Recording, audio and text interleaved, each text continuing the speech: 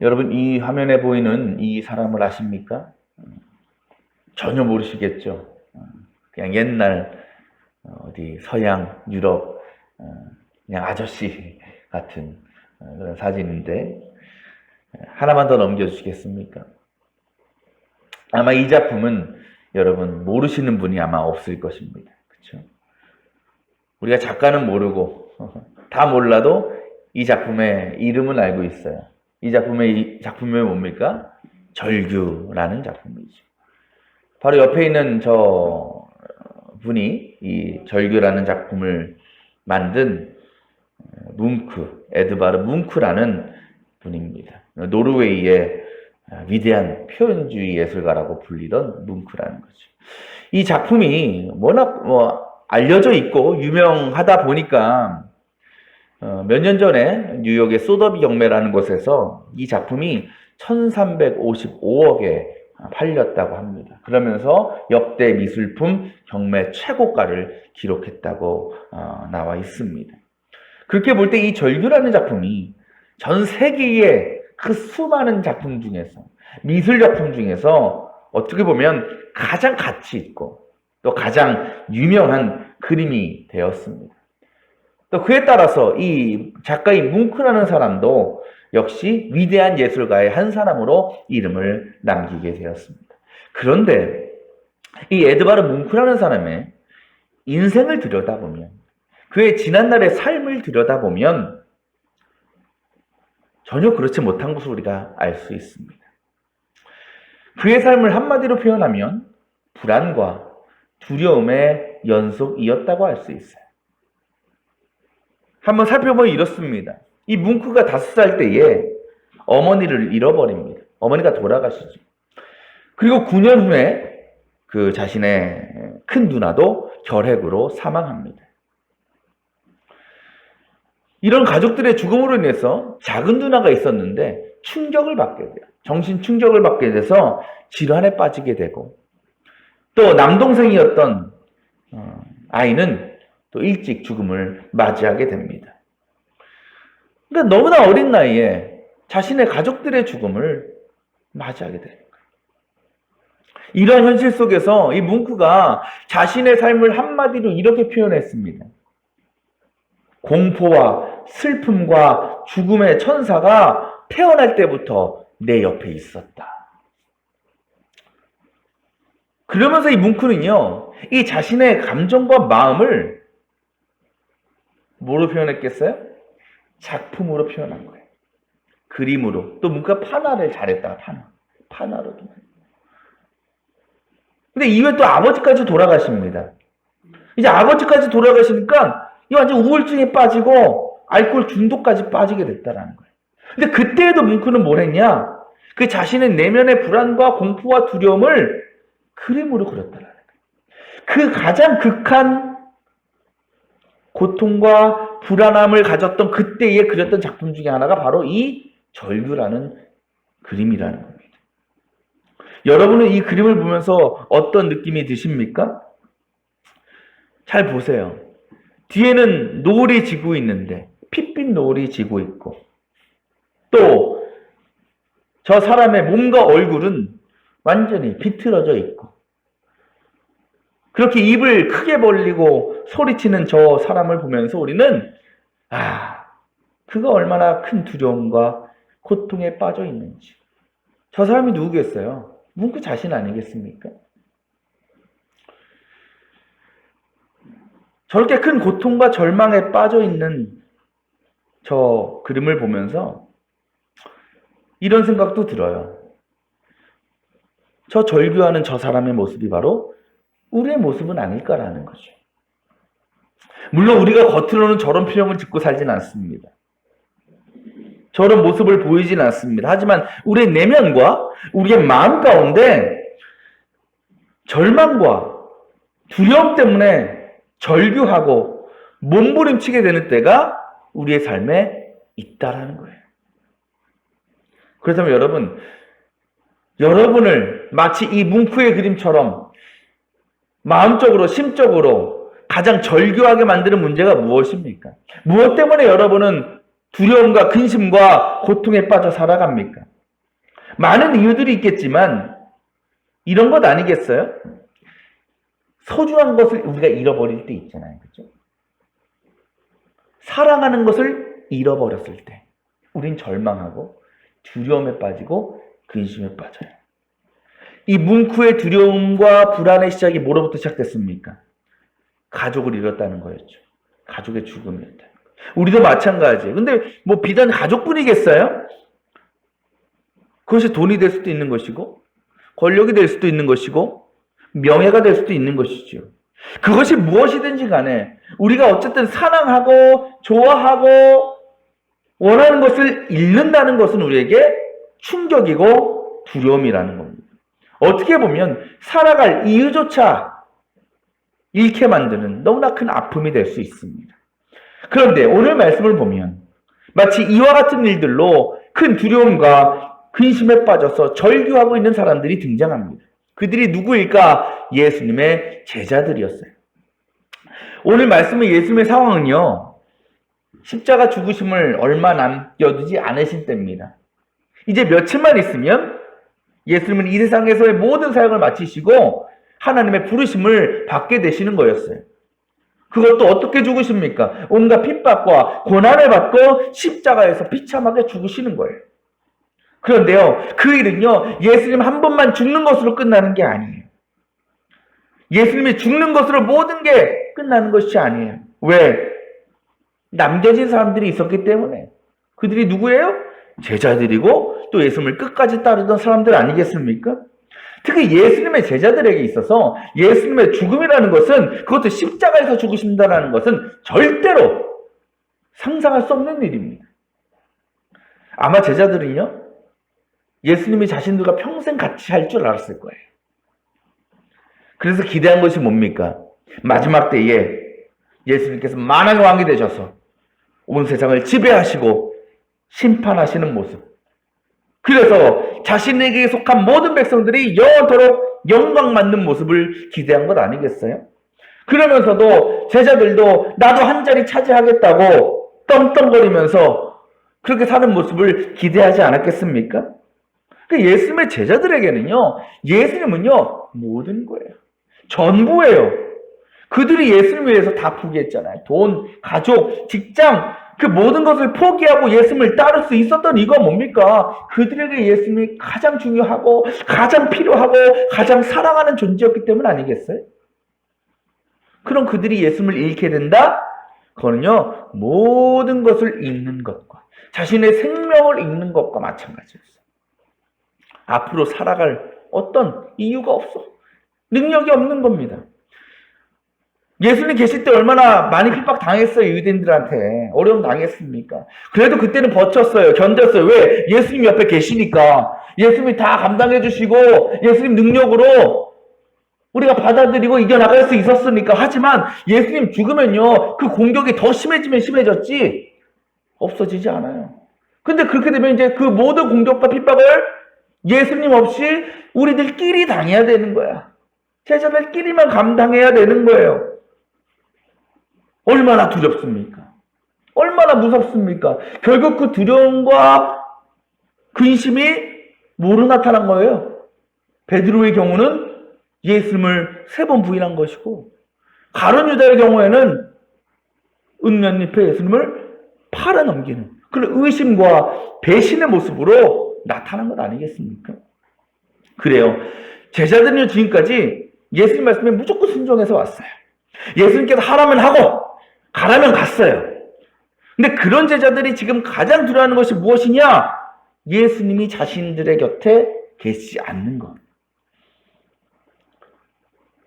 그때에 그 닥치는 고난과 어려움들을 스스로 극복할 자신이 없는 거예요. 그렇게 볼 때에 예수님이 없이 자기들끼리 걸어가야 될 믿음의 길이라는 것은 너무나 큰 두려움의 길이요, 불안한 길이었다라는 겁니다. 그런데 예수님은요, 그들의 모든 상황을 다 알고 계셨어요.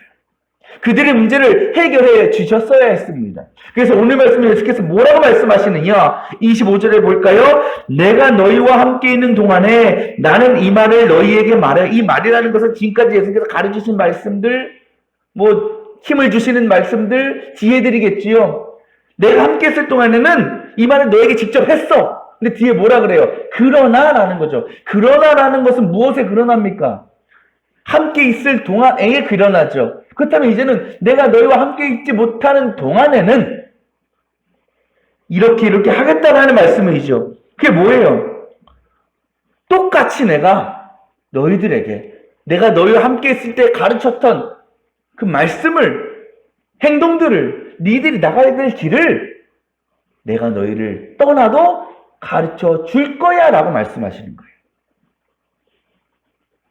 곧 예수님께서 살아계실 때 너희가 예수님으로 인해서 그 모든 핍박과 어려움들을 감당하고 이겨나갔듯이 내가 없어도 예수님이 계시지 않아도 예수님과 함께 있을 때와 같은 동일한 능력과 지혜를 부어줄 거야 라고 약속하시는 거예요. 무엇을 통해서? 26절 보혜사 곧 아버지께서 내 이름으로 보내실 성령께서 모든 것을 가르쳐 주실 것이다 라는 거죠. 이제는 육신적인 예수님이 없어도 예수님께서 보내주시는 그 성령을 통해서 동일한 말씀의 능력으로, 믿음의 능력으로 살아갈 수 있다는 거예요. 근데 예수님 한 걸음 더 나아가십니다.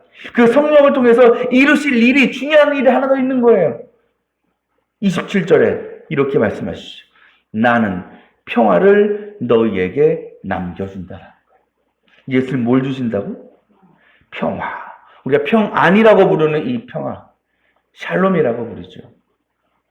여러분, 평화의 반대가 뭘까요? 27절 하반절에 보면 이렇게 나와 있죠. 너희는 마음에 근심하지 말고 두려워하지 말라. 그러니까 평화를 줄 테니까 평화를 주면 뭐가 없어지는 거예요? 근심이 없어지고 두려움이 없어진다라는 거예요. 그렇다면 우리 이렇게 생각해 볼 수 있죠. 평화의 반대는 근심을 갖는 것이고 두려움을 갖는 것이다. 그렇죠? 이것이 지금 제자들에게 닥친 가장 큰 문제 아니겠어요? 예수님이 없는 것에 대한 두려움에 빠지는 것, 근심에 빠지는 것. 하지만 예수님은요, 내가 세상을 떠났을 때에 그 내가 없다라는, 부재하다라는 근심과 걱정에 살아갈 제자들에게 성령을 통해서 평화를 줄 테니까 걱정하지 말고 기다려라라고 말씀하시죠. 그런데 여기서 중요한 단어가 하나 있어요. 평화를 주시는 데에 무슨 평화라고요? 그 다음 문장이 뭡니까? 나는 내 평화를 너에게 준다라는 거예요. 평화는 평화인데 누구의 평화? 예수님의 평화라는 거예요. 예수님께서 내 평화라고 강조한 건 무슨 의미일까요? 예수님이 주시고자 하시는 평화는 세상적인 평화와 보통 사람들이 알고 있는 평화라는 개념과는 다르다라는 것을 말씀하십니다. 여러분, 평화가 뭡니까? 여러분, 뭐가 평화라고 생각하셔요? 많은 정의들이 있을 수 있고 또 다양한 의미들을 부여할 수 있겠지만 보통 세상이 생각하는 평화는 뭐냐? 무엇으로 평화를 이루느냐? 바로 도피하는 것으로. 그러니까 세상의 평화는 도피의 평화라고 정의할 수 있어요. 곧 어떤 문제가 생겼을 때, 평화가 깨어질 만한 문제가 생겼을 때에 그것을 회피하는 겁니다. 피해버리는 겁니다. 그러니까 그것을 직면해 나가지 않으려고 할 때 그것으로 평화를 누리려고 한다는 거예요. 그러니까 지금 당장의 그 상황만을 모면하는 것을 평화를 누리는 방법이라고 생각한다는 거예요. 예를 들어볼까요? 남자와 여자가 참 다르죠. 그죠? 우리가 보통 여자분들은 좀 섬세하고 남자분들은 좀 단순하다라고 얘기하죠. 이게 어디서 드러나냐? 싸울 때 드러나잖아요. 싸울 때. 저는 집사람과 싸운 적이 한 번도 없어가지고 잘 모르겠지만 믿거나 말거나. 남녀가 싸울 때, 연인이나 부부가 싸울 때 이게 티격태격 하다가 결국 누가 지쳐요? 남자가 많이 지치죠. 그럼 뭐라고 얘기해요? 결국에 야, 내가 잘못했어. 내가 잘못했어. 됐지? 그리고 방에 들어가 버리죠. 그때 남자 뭐라고 생각합니까? 아이고, 내가 잘못했다고 했으니까 이제 끝났구나. 이제 평화가 이루어지겠구나 라고 생각해요. 근데 그래요? 잠시 후에 이제 아내나 여자친구가 문을 벌컥 열고 들어오죠. 그러면서 뭐라고 얘기합니까? 많이 나오는 레파토리 있잖아요. 뭘 잘못했는데? 뭘 잘못했는데?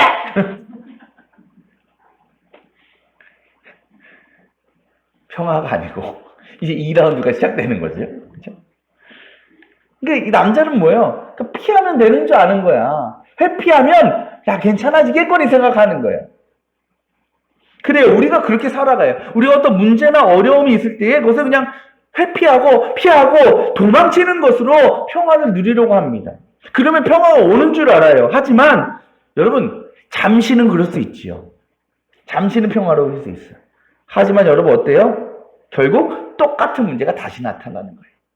똑같은 문제로 다툼이 일어나고 분열이 일어나는 거죠. 2라운드, 3라운드, 4라운드가 계속되는 거예요.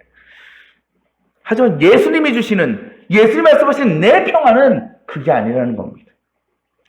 세상의 평화가 말씀드린 대로 도피의 평화라면 주님이 주시는 평화는 따라합시다. 극복의 평화이다. 극복의 평화. 그러니까 우리가 만나는 수많은 문제와 어려움들을 우리가 피하고 도망치는 게 아니라 그것을 기꺼이 직면하고 감당하고 받아들이고 결국 승리함으로 누리게 되는 평화라는 거예요. 그 과정 가운데 우리는 모든 두려움과 근심을 극복되어질 수 있다. 기쁨과 감사가 회복되어진다라는 것입니다. 그 주님의 평화는 누구도 뺏어갈 수 없어. 어떤 슬픔이나 위기나 박해도 그 평화를 망칠 수 없어. 왜? 그 주님이 주시는 평화는 절대로 외적인 환경이나 조건이나 상황에 의해서 좌우되는 것이 아니기 때문에 그래요. 성경에 수많은 믿음의 위인들이 있죠. 그분들의 공통점이 뭔지 아십니까? 하나님의 평화를 누린 사람들이었다는 거예요. 우리 야곱을 잘 알죠? 형 에서에게 쫓겨서 어린 나이에 도망을 갑니다. 그러다가 베델 광야에서 지쳐서 잠이 들었어요. 광야라는 것은 아무것도 없어요. 깜깜해요. 얼마나 무섭겠어요. 밤이 되면 들짐승들 우는 소리가 들리고 또 부모를 떠난 그 마음에 부모에 대한 그리움 얼마나 사무쳤겠습니까? 그 두려움에 빠졌을 때에 그렇게 잠이 들었는데 그가 꿈에서 하나님을 만나서 그 하나님의 만남을 통해서 환상을 통해서 그가 다시 평안을 얻고 가야 될 길을 걸어갔다는 거죠. 사도 바울은 또 어떨까요? 사도 바울이 로마로 가던 중에 그 배가 유라굴로라는 풍랑을 만납니다. 여러분 큰 풍랑 앞에서 누가 두려워하지 않고 근심하지 않을 수 있겠어요? 하지만 바울이요 그 상황에서 하나님 앞에 무릎 꿇고 기도했어요. 간절히 기도했어요. 그때 응답을 받습니다. 그 응답 가운데 바울은요 모든 두려움과 근심이 사라졌어요. 뿐만 아니라 그 자신이 받은 응답을 그 배 안에 있던 모든 사람들에게 전하였습니다. 그러면서 그들과도 주님이 주신 평화를 나누었다라는 거예요. 예수님의 제자들도 마찬가지죠. 처음에는 제자들이 어땠어요? 예수님을 잃어버린다는 두려움 때문에, 걱정 때문에, 근심 때문에 베드로처럼 예수님을 배신하고 부인하고 유다처럼 예수님을 팔아넘기는 것으로 그들이 왜 그렇게 했겠어요? 왜 예수님을 3번이나 부인하고 팔아넘겼겠습니까? 그래야 자신의 마음이 편하기 때문 아니겠어요? 그것이 자기의 어떤 평안을 누리기 위한 방법 아니었겠어요? 그 자리를 회피함으로, 팔아넘김으로. 하지만 그런 그들에게 예수님께서 약속하신 성령을 보내주셨고 그 성령을 통해서 제자들은 믿음 가운데 만나는 모든 고난과 박해를 몸으로 부딪히고 감당해 나갔다. 순교자로 살았다. 저는 서두에 뭉크라는 위대한 화가를 말씀드렸습니다. 근데 그 당시에 그 비슷한 시기에 살았던 또 한 명의 위대한 화가가 예술가가 있었습니다. 바로 빈센트 반 고흐라는 화가지요. 이 고흐도요 고흐의 삶을 돌아보면 뭉크하고 다를 게 없습니다. 삶의 문제로 인해서 여러 가지 고통을 당하고 또 실제로 정신적인 질환까지도 받아야 했던 고흐였습니다. 근데 비슷한 환경이었고 비슷한 처지였고 비슷한 상황이었지만 이들의 마지막은 너무나 달랐습니다. 말씀드린 것처럼 뭉크는요, 활발하게 작품 활동을 하면서 81세까지 활동을 이어가고 생을 다하고 죽음을 맞이했습니다. 하지만 반고은은 어떻게 했어요? 자살했죠. 37살의 나이에 스스로 목숨을 끊습니다. 아니, 어떻게 이 비슷한 환경과 삶 가운데 이렇게 너무나 상반된 모습으로 인생을 마치게 된 것일까? 그 이유는 뭉크는요, 자신의 불안함과 공포와 두려움을 적극적으로 맞선 거예요. 그것을 뭐로? 작품으로 표현하는 것으로. 극복해 나가려고 했다라는 겁니다. 하지만 고흐는 너무나 소극적인 나머지 그냥 고립된 삶 속에서 빠져나오지 못하고 그 문제에 갇혀 살았다라는 거예요. 그것이 그 자신의 생명까지도 갇히게 만들었고 비참한 죽음을 맞이하게 하였다라는 겁니다. 여러분, 우리의 삶 가운데 어려움과 문제는 피할 수 없습니다. 세상 누구도 어려움이 없고 문제가 없는 사람이 없어요. 뭐 갑부라고 재벌이라고 걱정이 없을까? 아니에요. 다 있어요. 그것이 우리를 큰 두려움과 근심에 빠지게 만듭니다. 위대한 믿음의 선조들도, 심지어 예수님도 십자가 죽음 앞에서는, 고난 앞에서는 하나님 앞에 두려움을 고백하셨습니다. 그래요. 그렇게 볼 때 믿음이라는 것은 두려움을 느끼지 못하는 게 아닙니다. 그러한 상황을 만나지 않는 것이 아닙니다. 그 불안과 근심이 생기지 않는 게 아니에요. 믿음은 무엇이냐?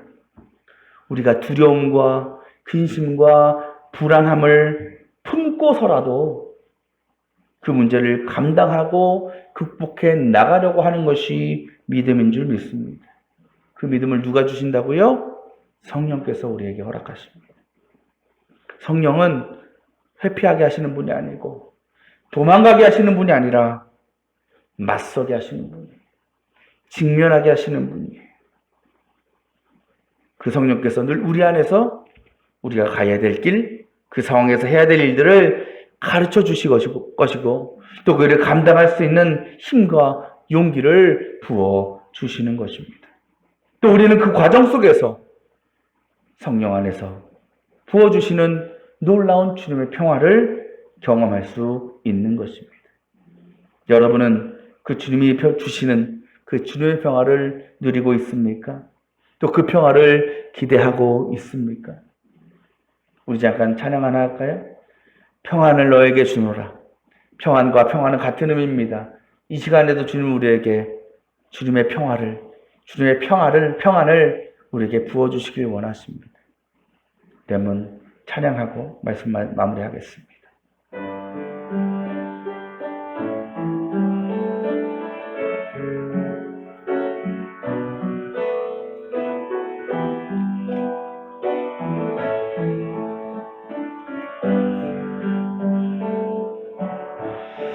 평안을 너에게 주노라. 세상이 줄 수 없는, 세상이 알 수도 없는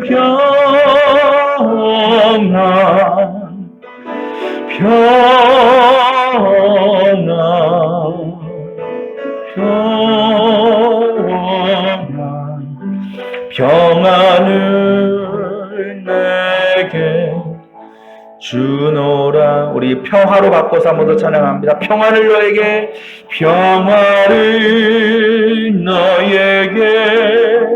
주노라. 세상이 줄 수 없는, 세상이 줄 수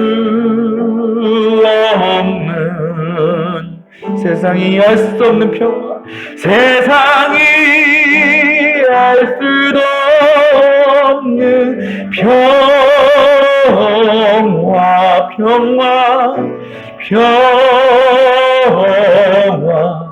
주의 평화를 내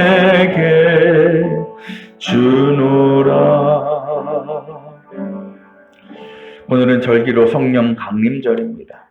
2000년 전 오순절 마가의 다락방에서 힘써 기도하던 제자들과 성도들에게 불같이 임하셨던 그 성령께서는요, 지금도 이 시간 우리 마음에 찾아오셔서 우리에게 자신의 평화를 주시기를 원하고 계십니다. 세상이 결코 줄 수 없는, 세상이 결코 알 수 없는 그 참되고 영원한 평화를 기대하고 또 충만히 누리시는 여러분이 되시기를 바랍니다.